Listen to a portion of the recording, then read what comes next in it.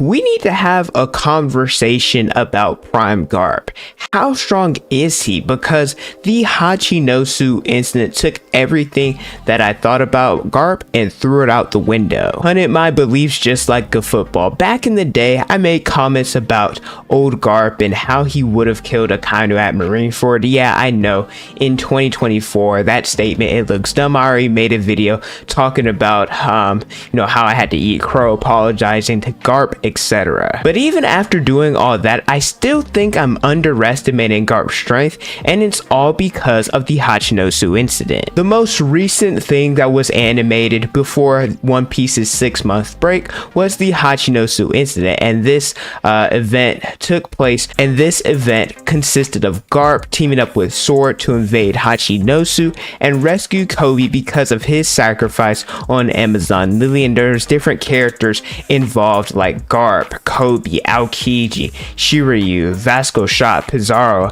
and Senwan Wolf. I'd say out of all the characters here, Garp definitely stood out the most, and he was clearly the strongest character here. It's really cool seeing Garp in action during this incident because it's the first time that we've truly seen him fight like this. During the incident, Garp went nuclear. I will not lie, he stole the freaking show. I already knew based on the manga that the Galaxy Impact and the Galaxy Divide would go crazy. However, the anime turned up those attacks to a whole nother level. You had different pirates saying Garp's old, Garp's slow. Even though he's the hero, he's not the same. Nigga, who's old and slow? Who's old and slow? Because they must have thought that somebody else arrived on this island, because they certainly weren't talking about Garp. I ain't gonna lie, if someone were to tell me that this version that was at Hachinosu was Prime Garp, oh, I believe him 100%. Y'all can say it's glazing, I don't care. I 100% would have believed that this is Prime Garp, and that's scary because it's not. Have y'all ever heard the statement that development's not linear? Essentially, it means that development doesn't follow a straightforward or logical path, and someone can develop at the snap of a finger, or someone can develop at a snail's pace. And you can also say the same thing for a post-prime decline. Typically, the physical prime of a human being is between the ages of 26 to 27 and 33 years old. And when someone starts to decline, it smacks them like a bus, or sometimes it takes way longer. Oda talks about why he makes old characters so strong, Rayleigh, Whitebeard, and Garp to name a few. He addressed this in the SBS, and not just in One Piece. There's other older characters in a lot of other series that are still beasts, but these characters are certainly not in their prime anymore, and it makes me wonder, not just Garp, but all these older characters, what's their ceiling? I'll mention characters like Whitebeard and Rayleigh later on, but for the most parts of this video I will be referring to Garp simply because he's the only real fighter that we've got to see go all out even in his old age. And before people get upset talking about Whitebeard has an asterisk because at Marineford he still couldn't really fight all out because he was sick. Like I said, compared to IRL, anime characters' timetables are different, so I don't exactly know what age Garp left his prime, because there's a lot of characters in series like Shanks and Mihawk, they're in their 40s and people consider them to be the strongest characters in the series. But what we can do is look at different events during the Hachinosu incident and just expect that Prime Garp's attack would have been much stronger. I love the anime version because this event, I think it does a better job of showcasing just the destruction that Garp's attacks cause. Not to try and do Oda dirty or anything, but there's just a limitation that what can be drawn compared to what's animated. For starters, we never knew how Garp's ship ended up flying in the air towards the island, and the fact that he could produce that much force with his fist to send them flying that high and that far, it's kind of crazy. Then there's the Galaxy Impact coding his fist and conquerors, because yes, in the recent Viver card about Garp, it is confirmed that he is a conquerors user. He destroyed multiple buildings, sent a lot of people flying like pirates and marines. Koby and Hibari, they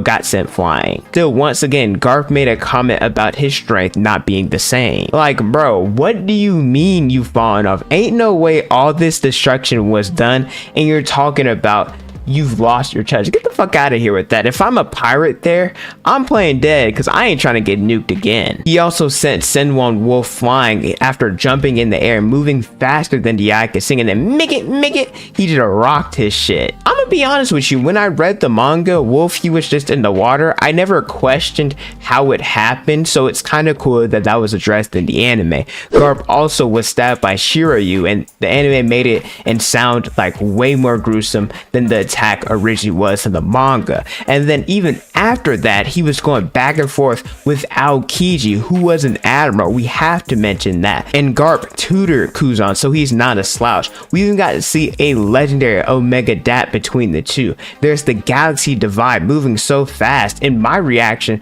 I was like, oh shit, this dude Garp, he has to be Superman. Punch Pizarro. Garp was just insane during this entire incident. But if you guys have made it this far into the video and you're enjoying the content, let me know by leaving a like, subscribing to the channel, and hitting the notification bell so you guys never miss out on a new video. I pump out different One Piece content all the time. As I mentioned earlier, Garp went toe-to-toe with Aokiji, and I don't know where a lot of people in the community have him, but Aokiji is definitely one of the strongest characters in this series, and this makes me question, if you look at Garp, what's the difference between the old era, the current era, and the new era in terms of strength? It takes me back to the statement by Roger when he was like, hey, bring me Garp or bring me Sengoku because these guys are weak. Or even looking at Rayleigh versus Kizaru, where Rayleigh, when he was fighting against him, he was sweating a little bit. With Blackbeard, he stated that his current self would lose. And I know it's anime only, but Prime Rayleigh stopped Marco with a single finger. And old Rayleigh, he's not a slouch either. We saw a little bit of him when he was training Luffy, and he still has some fight in him. But when we look at Garp during the Hachinosu incident, what's Rayleigh's decline, and what's the distance between him and Garp currently and when they were in their primes as well? Also, we do have to take into consideration that some of this could just be like a sudden shift with the anime animation, with Egghead and Wano making stuff look far more destructive than what it actually is, and at the same time Oda finally showcasing like this level of hockey mastery. This also makes me think a little bit about Marineford and Whitebeard. I know in the One Piece fan letter we got a tad bit of fighting about Marineford, like kind of reanimated, just seeing the highlights, but we know that Whitebeard, he was sick and even fought against everyone that was there. So admirals, lower level pirates, giants, like it didn't matter. He was battered, he was bruised, and he still fought to his final breath. How strong was that version compared to his prime, where he was considered the world's strongest man? I consider him to be stronger than Roger. I guess for a long time I did have him as the strongest character in the series, but then Joe Boy did the hockey feat, so I think he should have that title. But yeah, what's the gap between old and prime? If their strength was 100 in their prime, in their old age, is it at 90? 80, 70? It's scary to think about how the story would have changed if these legends were in their prime during Luffy's era, and what they would do to shake up the story. How does the current era compare to these legends? So people like Shanks, Mihawk, and Akainu, the world's strongest swordsman, and his rival, who is considered to have the best hockey control. Akainu is confirmed to have a 5 billion berry bounty, which is only behind Roger and Whitebeard. Oda said that if Akainu was the main character, he would have ended One Piece too quickly because of his strength. And not just talking about the legends in their prime, but looking at it now, Garp is probably still a top 10 strongest character, even with him being old. So how does he compare to these people? Typically in anime, the oldest characters are always considered the legends or the base that the main characters need to surpass. Look at Hashirama and Madara, or look at the Goten 13 when Yamamoto and Yhwach were young during that time. Seeing Garp like this and knowing that in his prime he was a beast, it has me excited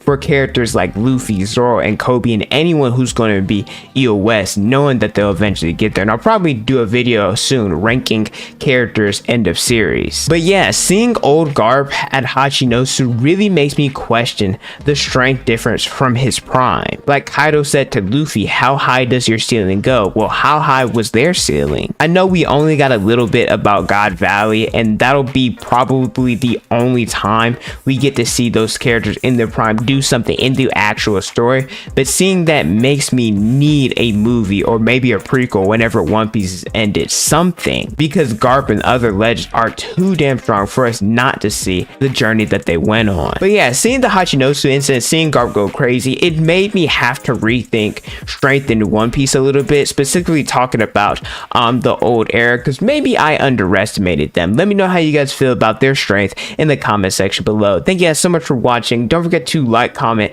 and subscribe. Hit the notification bell so you guys never miss out on a new video. Follow me on Instagram, Twitter, and TikTok. It's on the screen and in the description below. Thank you guys so much for watching, and don't forget to unleash your potential.